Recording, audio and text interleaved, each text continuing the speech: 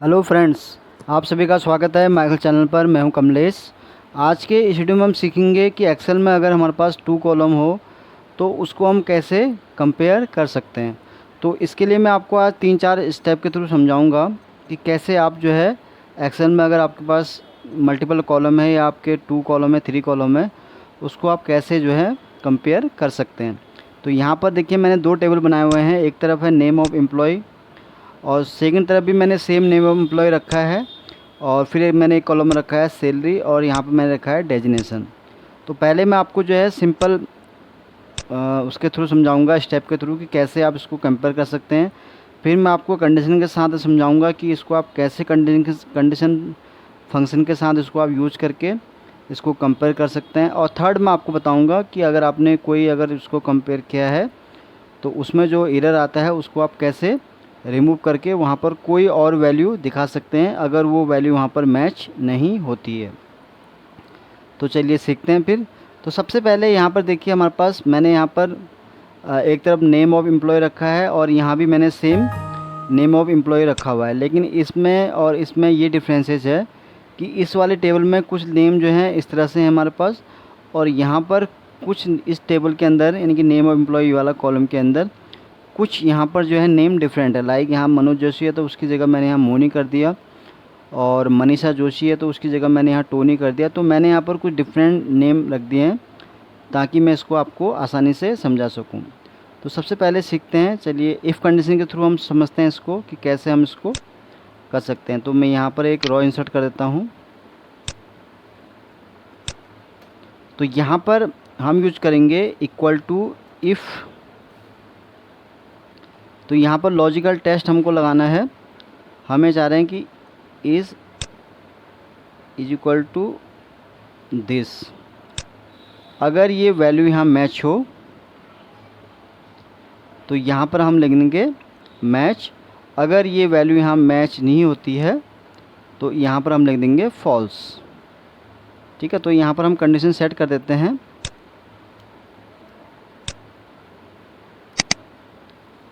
यहाँ पर double inverted का कॉमा के अंदर हम यहाँ लिख देंगे मैच MATCH। इसको हम डबल इन्वर्टेड कॉमा के अंदर कर देंगे। अगर ये वैल्यू हमारी मैच होती है तो ये वहाँ पर मैच शो कर देगा। अगर नहीं होती है वैल्यू मैच हमारी तो वहाँ पर हम लिख देंगे नॉट मैच। Not match.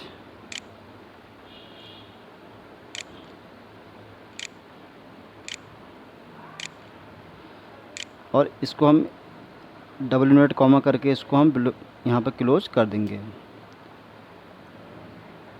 तो यहाँ पर आप देखिए, यहाँ पर कंडीशन क्या सेट की थी हमने कि अगर अब मैं इसको ड्रैग कर लेता हूँ यहाँ तक, जहाँ तक भी मुझे इसकी नीड है।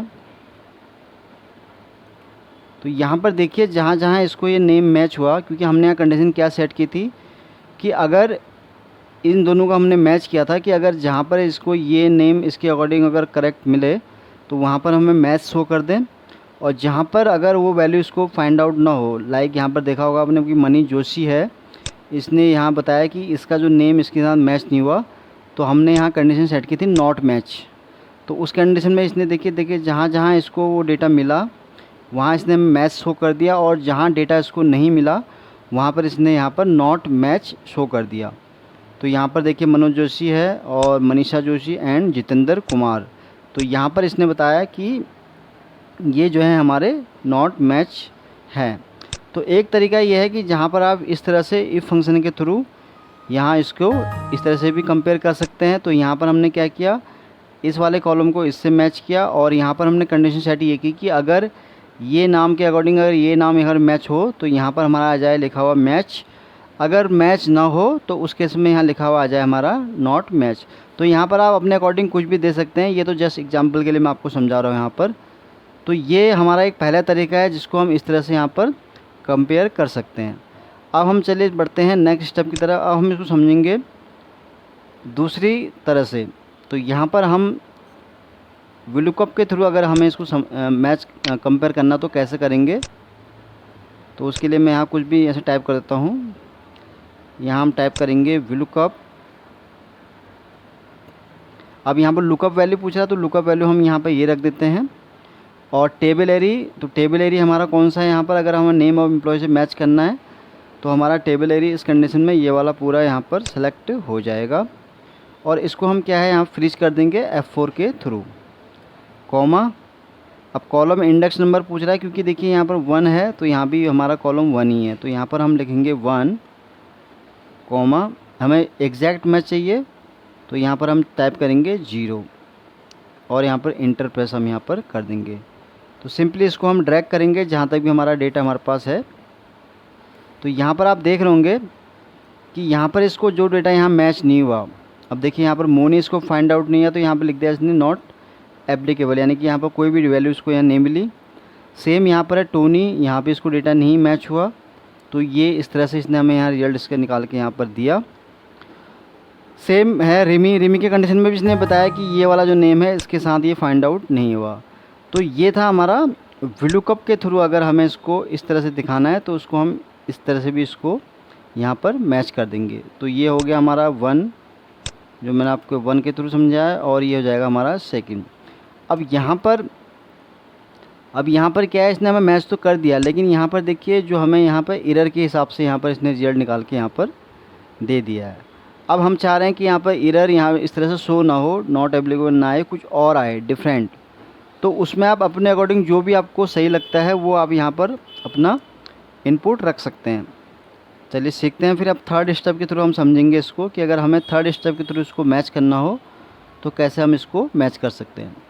तो यहाँ पर हम सबसे पहले टाइप करेंगे इफ़ एरर।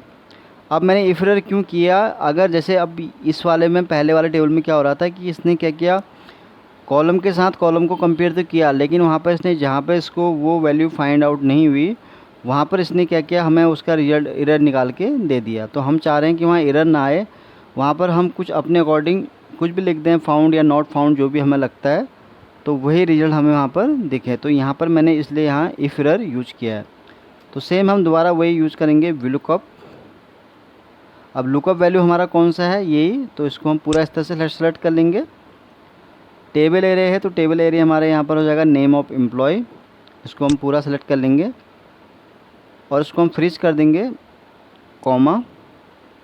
अब कॉलम इंडेक्स नंबर हमारा 1 है तो इसको हम 1 करेंगे, कॉमा 0 ब्रैकेट क्लोज। अब यहाँ पर जैसे मैंने ब्रैकेट क्लोज किया तो आप देख रहे हो कॉमा करने के बाद इसने पूछा कि वैल्यू इफ़ एरर। अब वो कह रहा है कि अगर यहाँ पर कोई भी इस डेटा के अंदर, क्योंकि हमने यहाँ पर ये इसलिए यहाँ ये चीज़ पूछ रहा है क्योंकि हमने यहाँ पर स्टार्टिंग में इफ़ एरर फंक्शन को यूज किया हुआ है।